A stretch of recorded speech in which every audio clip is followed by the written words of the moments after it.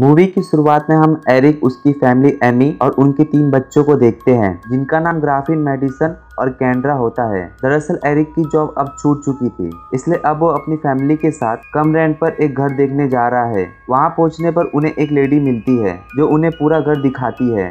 Eric और उसकी family को वो घर बहुत पसंद आता है और वो उसी दिन उस घर में शिफ्ट हो जाते हैं। इनके घर के बाहर एक पेड़ होता है जिसे देखकर एरिक का बेटा ग्राफिन को कुछ अजीब लगता है। अब इन्हें घर के अंदर सामान रखते रखते रात हो जाती है। वहीं हम उनकी सबसे छोटी बेटी मेडिसन को देखते हैं जो एक अलमारी के पास खेल रही होती है और तभी वहाँ पर उसका भाई ग्राफिन आता है। मेडिसन ग्राफिन को कुछ दिखाने के लिए अलमारी के पास बुलाती है और जैसे ही वो अलमारी के हैंडल को पकड़ती है तब उसके बाल अपने आप हवा में खड़ा हो जाता है। ये देख उसका भाई ग्राफिन काफी हैरान हो जाता है। मेडिसन को इसमें मजा आता है, इसलिए वो अपने भाई को भी ऐसा करने को कहती है और ये दोनों उस अलमारी के साथ खेलने लगते हैं और तभी उनकी मॉम वहाँ आ जाती है जो उन्हें सोने के लिए बोलती है। तभी ग्राफिन अपनी मॉम से बोलता है कि अलमारी के अंदर कुछ है, लेकिन उनकी मॉम उसकी बातों पर ज्यादा ध्यान नहीं देती है।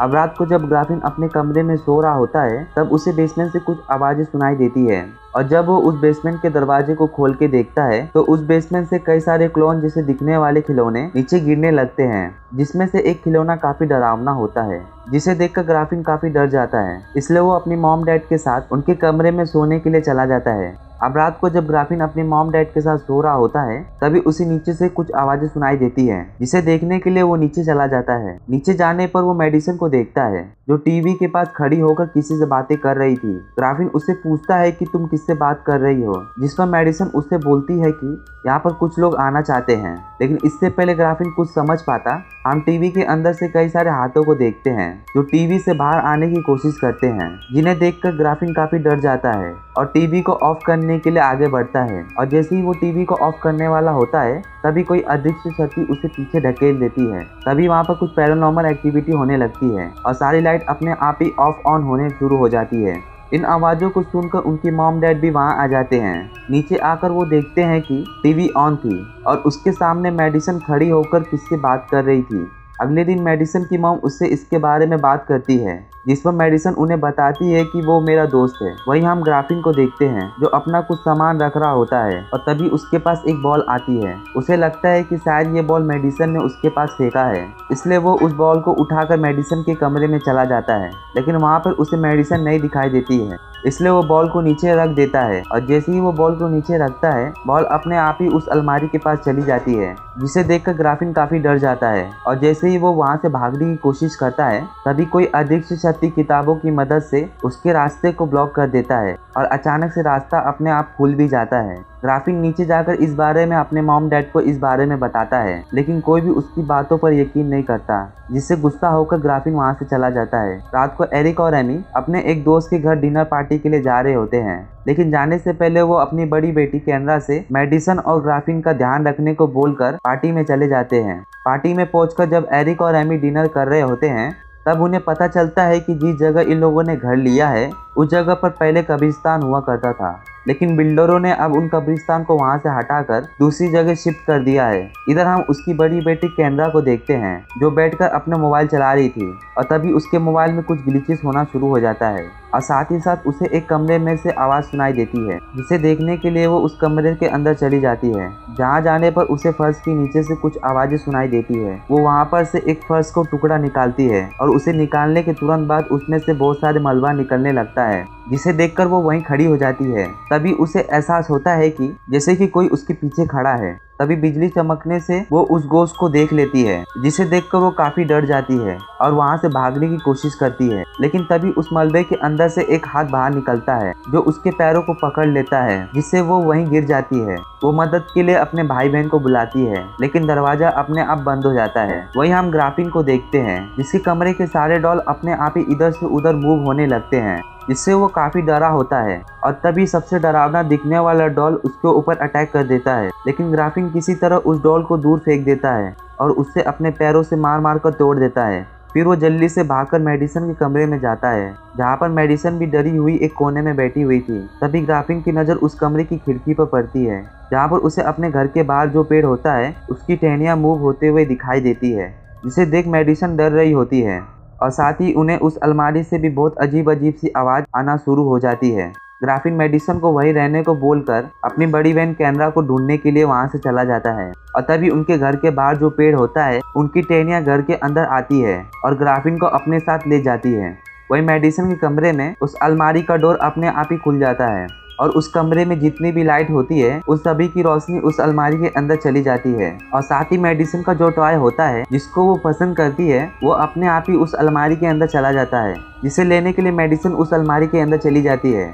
और तभी वहाँ पर कुछ हाथ आते हैं जो मेडिसन को पकड़कर उस अलमारी के अंदर खींच लेते हैं और इसी के साथ उस अलमारी का डोर अपने आप ही बंद हो जाता है। वही हम घर के बाहर उनकी मॉम डैड को देखते हैं जो अब घर आ चुके हैं। तभी वो ग्राफिन को पेड़ पे लटकता हुआ देखते हैं और जैसे ही वो पेड़ के पास आते हैं पेड़ ग्राफिन को छोड़ देता है। तभी उनकी बड़ी बेटी वहाँ पर आती है जो उन्हें बताती है कि उनके घर में अजीब अजीब चीजें हो रही है और साथ ही उसे मेडिसन कहीं पर भी नहीं मिल रही है। अब ये सब के सब घर के अंदर आ जाते हैं और मेडिसन को पूरे घर में ढूंढने लगते हैं, लेकिन मेडिसन उन्हें कहीं पर भी नहीं मिलती है। वहीं हम ग्राफिन को देखते हैं जो मेडिसन को ढूंढते हुए नीचे आ जाता है और तभी टीवी अपने आप ही ऑन हो जाती है जिसमें से मेडिसन की आवाज आती है, जिसे सुनकर ग्राफिन जल्दी से अपनी मॉम डैड को वहां पर बुला लेता है। और जैसे ही मेडिसन की मॉम टीवी की स्क्रीन पर हाथ लगाती है तभी मेडिसन भी दूसरी तरफ से अपनी मॉम का हाथ टच करती है, जिसे देखकर मेडिसन की मॉम रोने लगती है। इसलिए ये लोग अगले दिन डॉक्टर ब्रूक को बुलाते हैं जो कि एक पैरानॉर्मल रिसर्चर है जो इस तरह की घटनाओं से निपट सकती है। एमी उसे बताती है कि सबसे पहले ग्राफिन ने ही उन आवाज़ों को सुना और देखा था। हमें लगा था कि ये इसका वहम है तो हमने उसकी बातों पर ध्यान नहीं दिया। जिस पर पूरे घर को देखने के बाद डॉक्टर ब्रूक उन्हें बताती है कि तुम्हारे घर में जो भी कुछ हुआ है वो काम किसी मामूली आत्मा का नहीं बल्कि ये काम पोल्टरगेस्ट आत्माओं का है जो आम आत्माओं से भी बहुत ज़्यादा खतरनाक होते हैं। और ये आत्मा यहाँ पर एक नहीं है बल्कि यहाँ पर इनकी तादाद बहुत ही ज़्यादा है।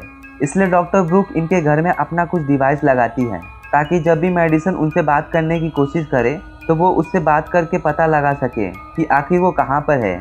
वहीं जब डॉक्टर ब्रूक का असिस्टेंट मेडिसन के कमरे में उसी अलमारी के पीछे जब डिवाइस लगाने के लिए ड्रिल करने की कोशिश करता है तब वो ड्रिल एकदम से उस दीवार के अंदर चली जाती है, जिसे निकालने के लिए वो उस दीवार के अंदर अपना हाथ डालता है और तभी अंदर से कोई उसका हाथ पकड़ लेता है और अगले ही पल अंदर से कोई ड्रिल करने लगता है, जिससे वो काफ़ी डर जाता है और अपना हाथ बाहर निकालने की कोशिश करता है, जिसमें वो कामयाब भी हो जाता है।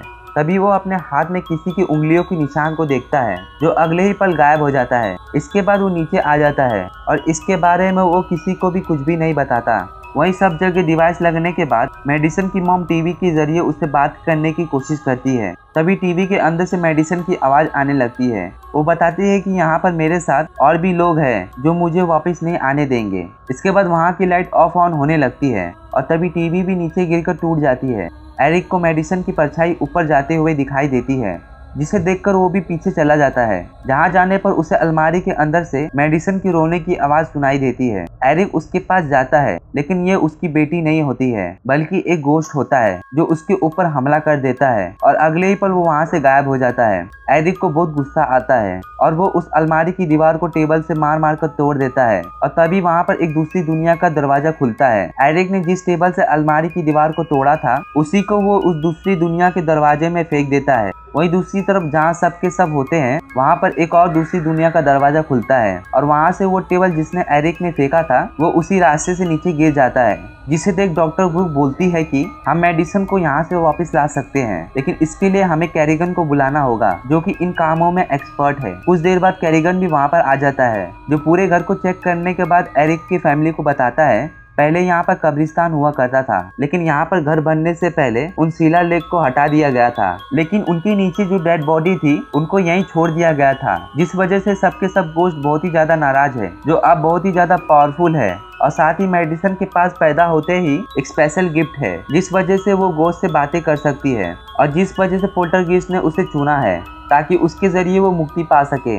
इसके बाद कैरिगन मेडिसन के रूम में जाता है जहाँ पर कैरिगन दीवार पर एक हुक की मदद से एक रस्सी को फंसाता है और उस रस्सी के सिरे को उस पोर्टल के अंदर फेंक देता है और जिस तरह से वो टेबल दूसरी पोर्टल से बाहर आ गया था उसी तरह से वो उस रस्सी का दूसरा सिरा भी उस पोर्टल से बाहर निकलता है। यानी कि अब जहाँ कहीं भी मेडिसन होगी उस रस्सी की मदद से अब उसे बाहर निकाला जा सकता है। इसके बाद ये लोग एक ड्रोन को उस पोर्टल के अंदर भेजते हैं जहाँ पर उन्हें बहुत सारी आत्माएं दिखाई देती है। कुछ दूर जाने के बाद उन्हें मेडिसिन दिखाई देती है जो ड्रोन की मदद से उसे बातें करने लगती है। लेकिन तभी वहाँ 3 आत्माएं आती हैं जो उस ड्रोन को तोड़ देती हैं। तभी कैरिगन फैसला करता है कि वो उस पोर्टल के अंदर जाएगा और मेडिसिन को बाहर लाएगा।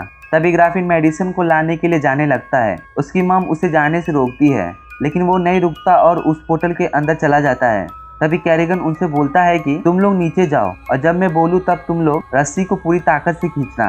इसके बाद वो लोग नीचे जाकर उस रस्सी को जोर से पकड़ लेते हैं। वहीं हम ग्राफिन को देखते हैं जो अंदर जाकर मेडिसिन को ढूंढने लगता है और तभी उसे मेडिसिन मिल जाती है जहाँ वो अपनी बहन मेडिसिन को कहता है कि हमें यहाँ से जाना होगा। तभी कुछ आत्माएं रस्सी को पकड़ लेती हैं और उसे जोर जोर से खींचने लगते हैं। वहीं हम कैरिगन और एरिक को दिखाया जाता है जिन्होंने वो रस्सी के दूसरे सिरे को पूरी ताकत से पकड़ा होता है। लेकिन अंदर जो आत्माएं होते हैं वो रस्सी को अंदर खींच लेते हैं। लेकिन ठीक उसी वक्त ग्राफिन उस रस्सी के दूसरे सिरे को देख लेता है जो बाहर की तरफ जा रहे थे। ग्राफिन जल्दी से मेडिसिन का हाथ पकड़ता है और वो रस्सी के दूसरे सिरे को पकड़ लेता है। अंदर जितने भी आत्माएं होते हैं वो इन दोनों को रोकने की कोशिश करते हैं लेकिन किसी तरह से वो दोनों उस पोर्टल से बाहर आने में कामयाब हो जाते हैं। पर डर और सदमे से वो दोनों के दोनों बेहोश होते हैं। इसके बाद इन्हें पानी में डाल दिया जाता है और तभी ग्राफिन होश में आ जाता है और उसके कुछ टाइम के बाद मेडिसिन भी होश में आ जाती है। इसके बाद ये सभी के सभी इस घर को छोड़कर जाने लगते हैं। लेकिन इससे पहले एरिक अपनी पूरी फैमिली के साथ यहाँ से निकल पाता तभी उसकी गाड़ी पलट जाती है और आत्माएं गाड़ी को घसीटकर घर के अंदर ले जाती है और सभी उस गाड़ी में फंस जाते हैं। तभी वो देखते हैं कि मेडिसिन को वो आत्माएं लेकर जा रहे हैं, इसलिए सब लोग भागकर ऊपर जाते हैं और मेडिसिन को पकड़ लेते हैं। तभी उस अलमारी से बहुत सारे आत्माएं बाहर आती हैं और मेडिसिन को वापस उस पोर्टल के अंदर ले जाने की कोशिश करते हैं। इधर कैरिगन उन आत्माओं से बोलता है कि अगर तुम मुक्ति पाना चाहते हो तो इस परिवार को छोड़ दो और उसके ऐसे कहते ही वो आत्माएं मेडिसिन को छोड़ देते हैं। दरअसल जो पावर मेडिसिन के पास है वही पावर कैरिगन के पास भी होता है, इसलिए वो उन आत्माओं को मुक्ति दिलाने के लिए घर के अंदर चला जाता है। वहीं हम एरिक और उसकी फैमिली को देखते हैं जो एक एक करके बाहर आ जाते हैं। लेकिन एरिक वहीं पर फंस जाता है जहां पर उसे कैरिगन दिखाई देता है जो अलमारी के अंदर जा रहा था। एरिक उससे पूछता है कि तुम यहाँ क्या कर रहे हो, जहां पर कैरिगन उसे बोलता है कि मुझे पता है कि मुझे क्या करना है और ऐसा बोलकर वो उस पोर्टल के अंदर चला जाता है।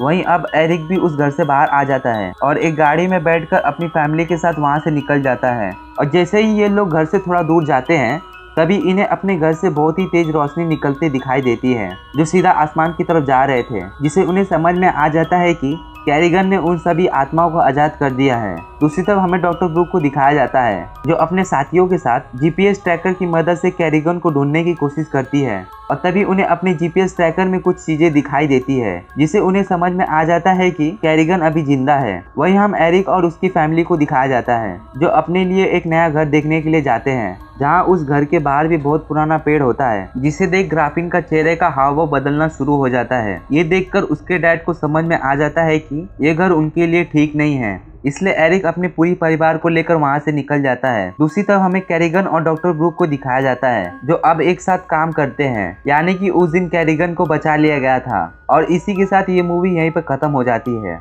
अगर दोस्तों ये मूवी पसंद आए तो हमारे चैनल को लाइक एंड सब्सक्राइब जरूर करें। तो हम मिलते हैं अगले वीडियो में।